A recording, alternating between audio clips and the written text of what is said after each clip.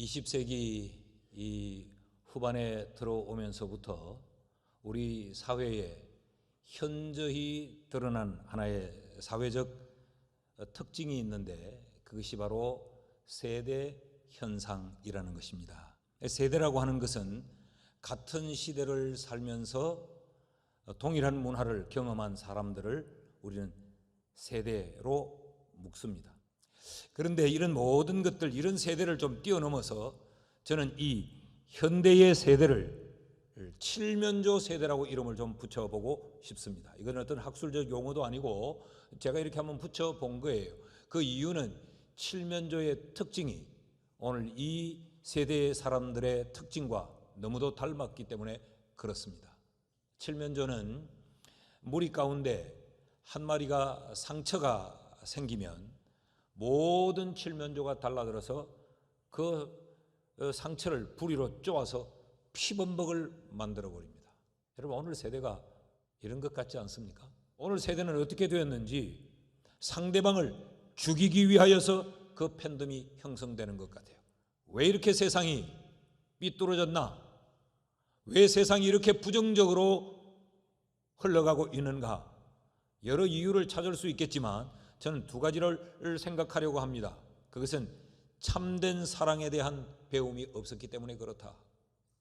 사랑에 대한 잘못된 인식 때문에, 무엇이 사랑인지를 잘 모르니까 당연히 따라오는 두 번째, 어떻게 사랑해야 되는지 사랑의 방법을 알지 못해요. 그러니까 나름대로의 이것이 사랑의 방법이요, 이것이 내가 사랑하는 것이라고 생각하여 행동하는 것이 결국 다른 사람을 피범벅을 만들어야 내가 사랑하는 사람, 내가 좋아하는 사람을 사랑하는 것이라고 생각해요. 이게 이 사람을 사랑하는 방법이라고 생각해 버리는 거죠. 사랑은 긍정적인 결과를 함께 만들어가는 노력이에요. 내 좋은 것을 그냥 얻으려고 하는 것이 아니고 만들어가는 노력임에도 불구하고 우린 전혀 그렇지 못한 사랑을 인식하고 있기 때문에 사랑의 방법도 잘못된 방법이 나오는 것이죠. 이런 의미에서 보면 오늘 우리가 살고 있는 이 시대에 가장 필요한 것이 뭘까? 사랑입니다. 사랑을 바르게 배우는 것이요, 어떻게 하는 것이 바르게 사랑하는 것인가에 대한 분명한 교육이 우리 시대에 절박합니다. 오늘 본문 1절에서 3절까지를 한번 읽어보십시다. 다 같이 시작. 내가 사람의 방언과 천사의 말을 할지라도 사랑이 없으면 소리나는 구리와 울리는 꽹과리가 되고, 내가 예언하는 능력이 있어 모든 비밀과 모든 지식을 알고 또 산을 옮길 만한 모든 믿음이 있을지라도 사랑이 없으면 내가 아무것도 아니요, 내게 있는 모든 것으로 구제하고 또 내 몸을 불사르게 내줄지라도 사랑이 없으면 내게 아무 유익이 없느니라. 여기 반복된 표현이 뭡니까? 1절에서도 사랑이 없으면, 2절에서도 사랑이 없으면, 3절에서도 사랑이 없으면. 원어에는 들어있지 않지만 우리 한글 성경과 영어 성경에는 1절에도 내가 사랑이 없으면, 2절에도 내가 사랑이 없으면, 3절에도 내가 사랑이 없으면. 그런데 이것이 부정조건문이에요. 만약에 내가 사랑이 없으면, 만약에 내가 사랑이 없으면, 만약에 내가 사랑이 없으면. 그 결론이 뭐냐? Nothing. 아무것도 아니라는 거예요. 아무것도 생기지 않는다. 그런 이야기예요. 이것이 사랑의 가치요, 이게 사랑의 필요입니다. 1절 말씀을 보면요, 1절이 뭐라고 말하느냐? 내가 사람의 방언과 천사의 말을 할지라도 사랑이 없으면 소리나는 구리와 울리는 꽹과리가 된다. 이 당시에 사람의 말, 이 웅변은 가장 탁월한 것이었어요. 이것이 신분이요, 이것이 능력이요, 이것이 지위였습니다. 그래서 그 당시에는 이 말 잘하는 사람이 최고의 사람이었어요. 그런데 그렇게 최고의 사람으로 네가 천사의 말을 한다고 할지라도 사랑이 없으면 너는 아무것도 아니다. 무익하다. 그냥 소리나는 꽹과리에 불과하지 아무것도 아니라. 사람이 아니라는 이야기죠. 이게 사랑의 필요성입니다. 그런가 하면 2절을 보십시오. 내가 예언하는 능력이 있어 모든 비밀과 모든 지식을 알고 또 산을 옮길 만한 모든 믿음이 있을지라도 사랑이 없으면 내가 아무것도 아니요. 여기서 말하는 이 능력, 비밀, 지식, 산을 옮길 만한 믿음, 이건 지금 고린도 교회가 굉장히 사모하고 자랑하는 은사들이에요. 그런데 이들을 향하여서 바울이 폭탄 같은 선언을 합니다. 너희가 그런 어마어마한 영적인 은사들을 가지고 있다 할지라도, 너희들이 그런 것을 추구하기 위해 그렇게 몸부림을 치며 노력하고 있을지라도 사랑이 없으면 nothing, 아무 가치가 없다. 그 귀하디 귀한 것이 되기 위해서는 절대적으로 필요한 게 뭐냐? 사랑이다. 사랑 없으면 아무것도 아니라는 거예요. 3절은 뭐라고 말합니까? 내게 있는 모든 것으로 구제하고, 여러분 우리는 우리 소득의 1%를 이웃을 구제하고 사랑을 나누는 일에 사용하자라고 해도 이게 손이 쉽지 않습니다. 내 수입의 1%도. 그런데 내게 있는 모든 것으로 사람을 구제하고 선행의 최고봉입니다. 아니, 여기서 한 걸음 더 나아가 내 몸을 불사르는 데까지 내어줄지라도, 인간의 치고한 아름다움 선행이죠. 그럴지라도 사랑이 없으면 nothing, 아무것도 아니다. 그러니까 사랑이 있어야 내 인생이 가치로워지는 것이고, 사랑이 있어야 내 삶의 목표와 내 삶의 노력이 의미가 있는 것이고, 사랑이 있어야 내가 그렇게 몸부림쳐 성취한 것들이 가치를 갖는 것이지, 사랑 없으면 모든 노력과 모든 성취와 모든 추구가 아무것도 아니다. 그래서 성경은 우리에게 사랑하라 라고 말합니다. 그럼 how to make love, 그럼 어떻게 사랑할 수 있느냐? 사랑의 기술이 뭘까? 사랑의 방법은 뭐냐? 사랑을 해야 된다면 그 사랑하는 기술, 그 사랑하는 방법은 무엇인가? 오늘 본문은요, 이 사랑의 기술을 3가지 측면에서 우리에게 가르쳐줘요. 그 하나는 나 자신에 대하여서 가르쳐주고 있고, 또 두 번째는 타인에 대하여서 내가 어떻게 해야 되는지를 가르쳐주고 있고, 세 번째는 우리 모두 이 공동체를 대하여서 어떻게 해야 되는가, 이런 사랑의 기술을 일러주고 있습니다. 그 첫째는 절제와 겸손이라고 가르칩니다. 사랑의 기술이 뭔가? 상대를 위하여 엄청난 것을 해주는 것이 아니고 내 자신이 절제하는 것이, 거기에 사랑하는 것이다 라는 것. 4절 말씀을 보실까요? 사랑은 오래 참고, 사랑은 온유하며, 시기하지 아니하며, 자랑하지 아니하며, 교만하지 않는 것. 이게 사랑이다. 그렇다면 사랑은 어떻게 해야 됩니까? 오래 참으면 되는 거예요. 온유하면 되는 거예요. 자랑하지 않으면 되는 거예요. 시기하지 않으면 되는 거예요. 그러니까 지금 사랑을 설명하면서 무엇을 하라고 엄청난 우리의 행동을 요구하는 것이 아니라 우리의 성품에 우리 스스로가 제동을 걸라라는 것이 첫 번째 가르침이에요. 보십시오. 사랑은 오래 참음이다 그랬어요. 쉬운 말로 바꾸면 사랑은 기다림이에요. 기다림. 근데 이 기다림이 어떤 기다림이냐? 끝까지 기다림이에요. 지치지 않는 기다림. Love is patient, never tire of waiting. 사랑은 오래 참는 것인데 기다림에 지치지 않는 거예요. 충분한 기다림이 사랑이라는 거예요. 사랑은 이렇게 오래 참음이뿐만 아니라 사랑은 온유함이다라고 말해요. 이 온유함은 친절함이에요. 그런데 이 의미가 우리가 생각하는 남에게 아주 나이스하게 친절하게 잘 대해주는 것을 이야기하는 것이 아니고, 여기 온유함이라고 하는 말은 자신에 대하여서 비방과 악행이 쏟아지는데도 그것에 대하여 분노로 반응하지 않는 것, 그것이 온유함입니다. 당연히 내가 분노하고 당연히 나도 거기에 대하여서 맞대응을 해야 되는데 그러지 않고 내 마음에 막 끓어오르는 감정을 절제하는 것, 그게 온유함이에요. 그래서 온유는 길들여진 야생마라는 의미가 온유라는 단어 속에 포함이 되어져 있습니다. 푸른 초원을 마음껏 질주할 수 있는 이런 힘을 가졌지만 그것이 주인에 의해서 잘 통제가 되고 조련되는 것, 주인이 뛰라고 할 때만 뛰고 주인이 멈추라고 하면 멈추는, 그게 온유함이에요. 시기하지 않으며 질투하지 않는 거죠. 자랑하지 않으며 자기를 드러내지 않는 거죠. 교만하지 아니하며 자기를 부풀리지 않는 거죠. 그러니까 이게 뭐예요?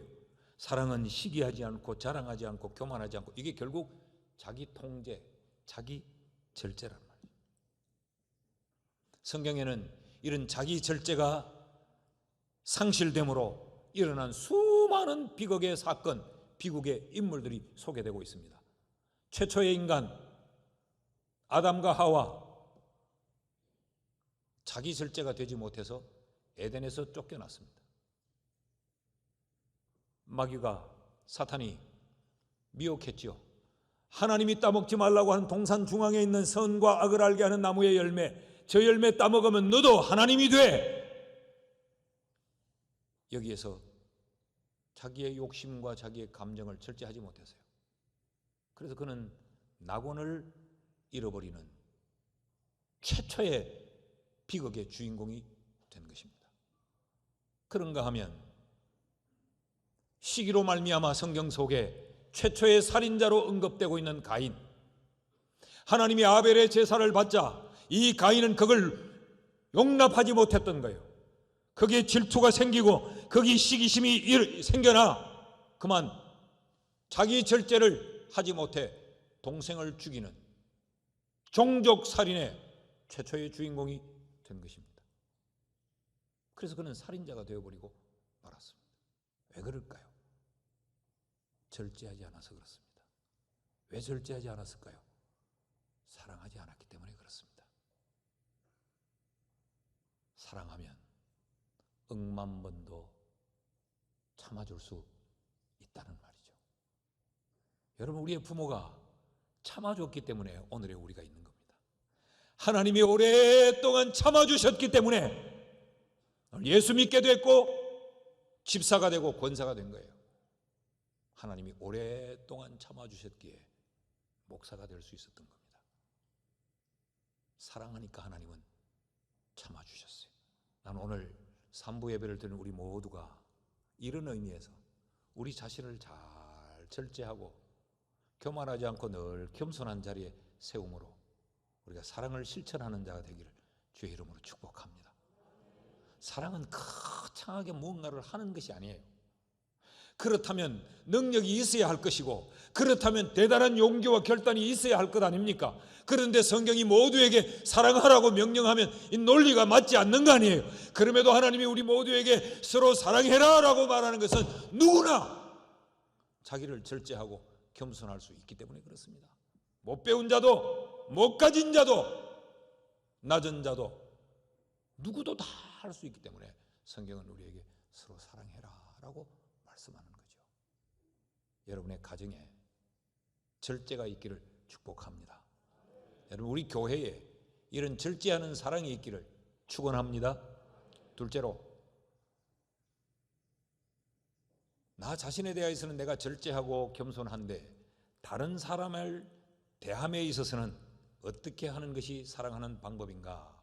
그것은 배려하고 존중하는 것입니다. 이 배려와 존중은 나를 절제하는 데서부터 생겨나게 돼요. 내가 나를 절제하지 못하면 다른 사람을 배려할 수가 없고, 내가 나를 절제하지 않고 겸손하지 않으면 다른 사람을 존중할 수가 없습니다. 5절 말씀을 보십시오.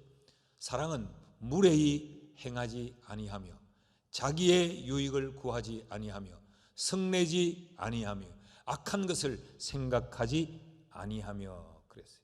여기 무례히 행하지 않는 것, 그것이 사랑이라면 사랑은 무례히 행하지 않으면 됩니다.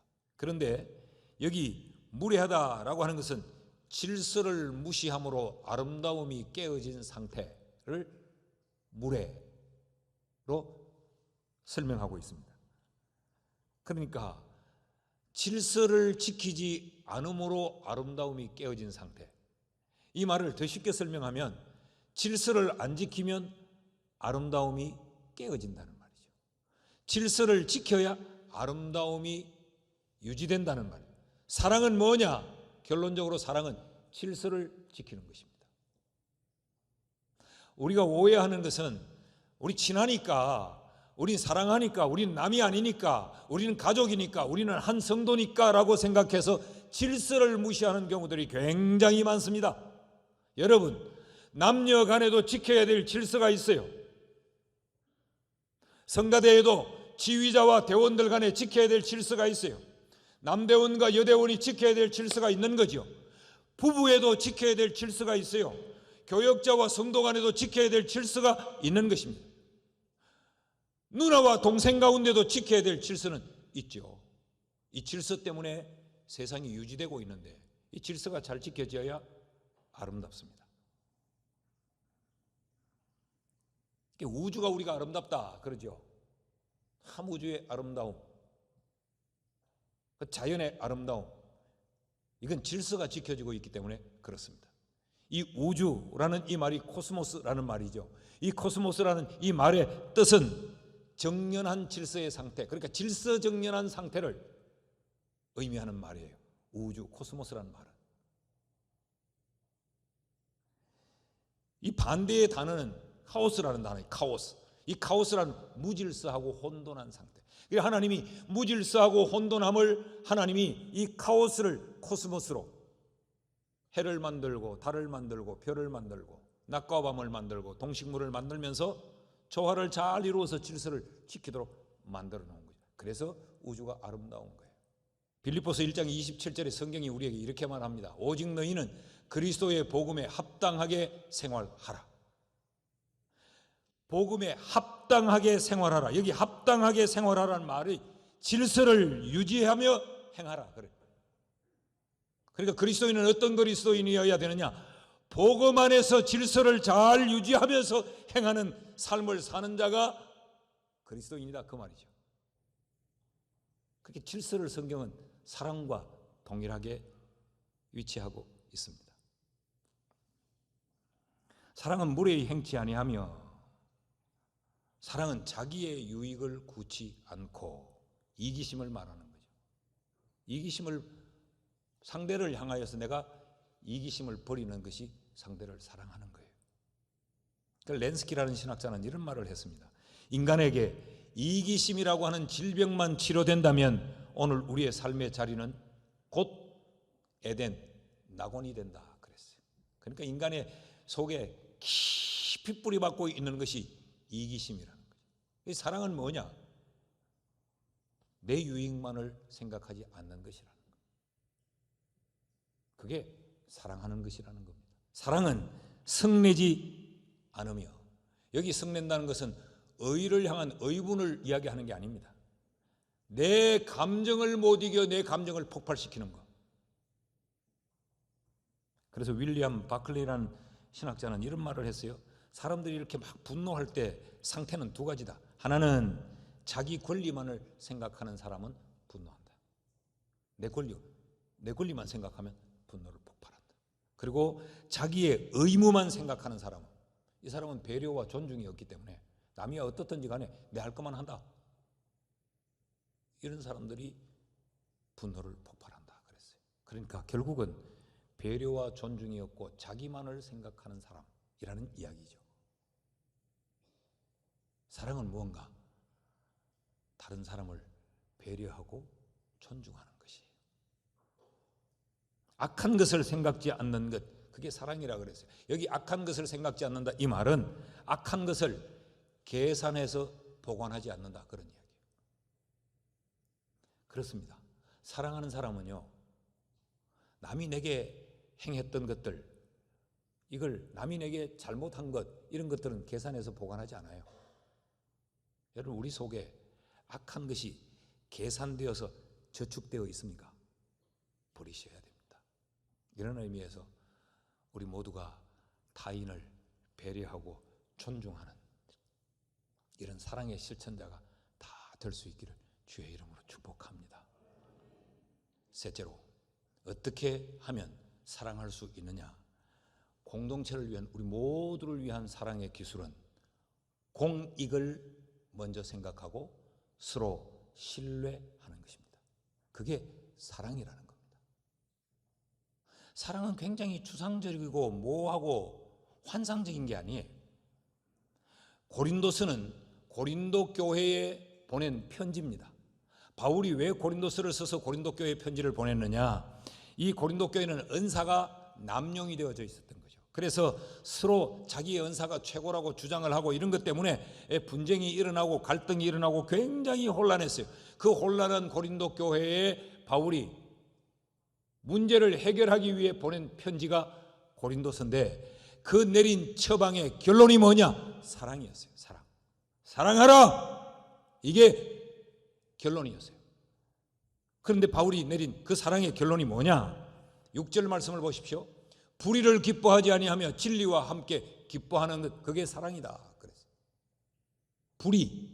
불의란 말은 의가 아닌 것, 그리고 율법이 깨어진 것, 범죄의 결과를 보고 기뻐하고 즐거워하지 않는 것, 그런 말이에요. 이것을 모펫이라고 하는 사람이 참 멋지게 표현을 해뒀어요. 다른 사람이 잘못할 때 기뻐하지 않는 것. 여러분, 이게 지극히 당연한 말 같지만 우리는 이 본성이 약하기 때문에 다른 사람이 실수하고 다른 사람이 무너지고 다른 사람이 자빠진 것을 우리는 굉장히 기뻐합니다. 사랑하지 않기 때문에 그렇다. 뭐 어떻게 해야 되느냐?